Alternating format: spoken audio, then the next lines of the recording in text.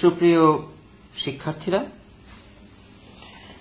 তৃতীয় শ্রেণীর ড্রয়িং ক্লাসে তোমাদের সকলকে স্বাগত। আমি জ্যোতি বিশ্বাস, সহকারী শিক্ষক, arts and crafts model academy.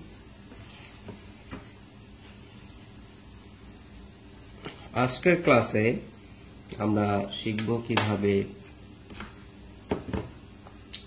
ঘর আঁকা যায় সহজ পদ্ধতিতে,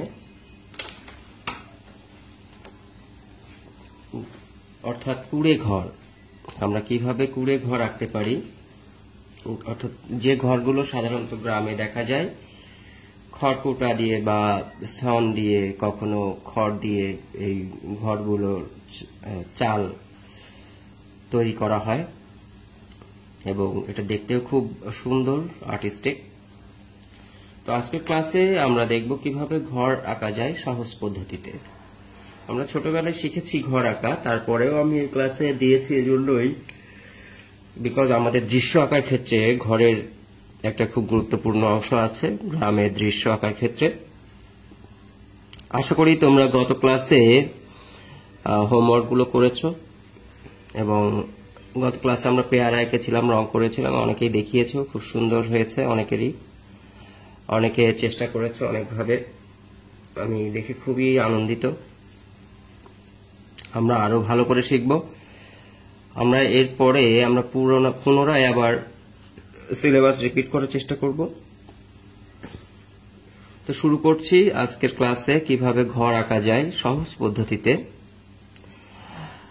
আসলে সহজ পদ্ধতিটা বিষয়টা হচ্ছে, প্রথমে আমাকে একটা ত্রিভুজ শেপের মতো, ত্রিভুজ ঠিক না, ত্রিভুজ শেপের মতো অর্থাৎ পিরামিড শেপ বলে যেটাকে, উপরের দিকে চিকন, নিচে উপরের মাথা হচ্ছে সোচালো আর নিচের দিকে আস্তে আস্তে বড় দিকে যাচ্ছে। হ্যাঁ, এই অংশটা আমাকে চিন্তা করতে হবে আগে। তাহলে আমরা কি সবাই বুঝতে পেরেছি? আগে একটা পিরামিড শেপ আমি নিয়ে নিয়েছি, একটা পিরামিড শেপ আমি কি করেছি, নিয়ে নিয়েছি। এরপরে দেখো আমি কোথা থেকে কোথায় যাচ্ছি।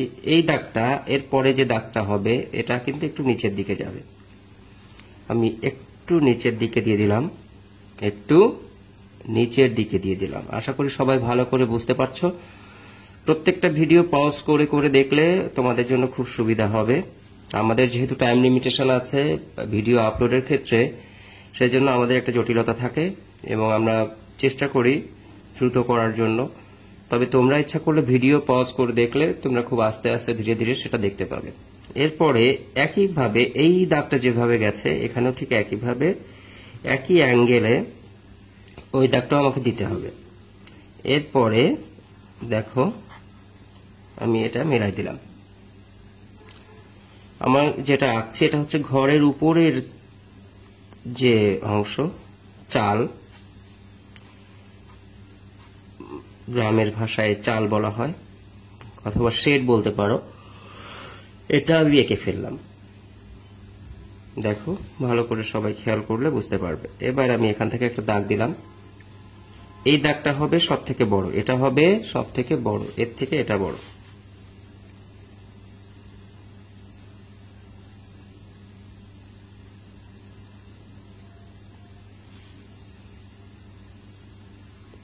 এবার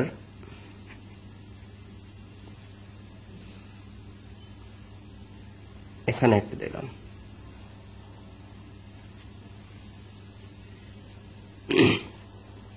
দেখো এবার এই মেলাই দিলাম,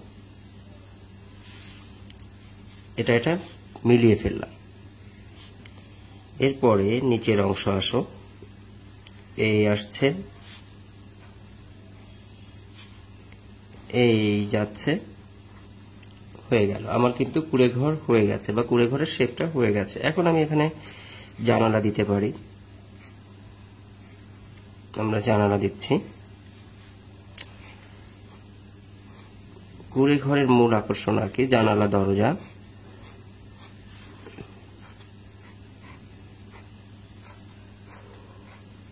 আমি কিন্তু দিয়ে দিলাম।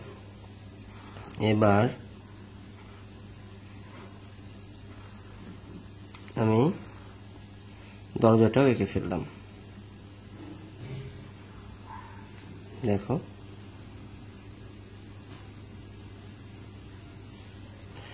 এরপরে এখানে একটা আমি গাছ অ্যাড করে দিচ্ছি, তোমরা দিলে দিতে পারো, না দিলে অসুবিধা নেই।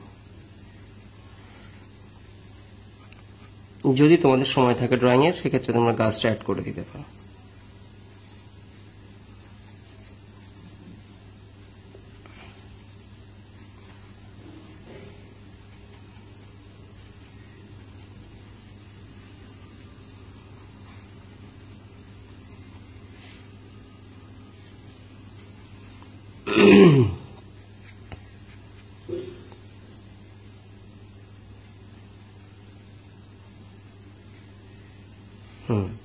দেখো গাছ কিন্তু হয়ে গেল। তাহলে ঘর আঁকার ক্ষেত্রে আমরা কি কি নিয়ম মেনে চলেছি? প্রথমে এই অংশটা করেছি, তারপরে এই অংশটা করেছি, তারপরে এটা করেছি, এটা করেছি। আমি আরেকবার দেখাই, আশা করি তোমরা ভালো করে বুঝতে পারবে। প্রথমে একটা পিরামিড শেপের মতো নিচ্ছি, মনে আছে? পিরামিড শেপটা নেবার পরে এখান থেকে এই অংশটা একটু নিচের দিকে যাবে, এই যে আমি নিচে নিয়ে নিলাম। তারপরে এখান থেকে এটা নামছে, এভাবে নামছে। তারপরে আমি এটা অ্যাড করে দিচ্ছি। এরপরে এই অংশটা নিচ্ছি, তারপরে এই অংশটা নিচ্ছি, এরপরে এই অংশটা নিচ্ছি, এরপর এই অংশটা নিচ্ছি। এবার আমি এটা অ্যাড করে দিচ্ছি, এটাও অ্যাড করে দিচ্ছি। এরপরে নিচের পার্টটা করে ফেলছি, এই নিচের পার্টটা করে ফেললাম। তারপরে জানালা আঁকছি,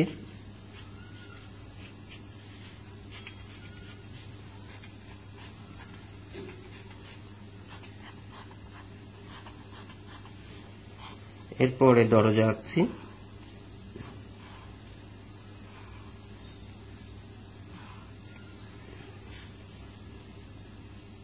খেয়াল করেছো? এরপরে দেখো গাছটা দিয়ে দিচ্ছি।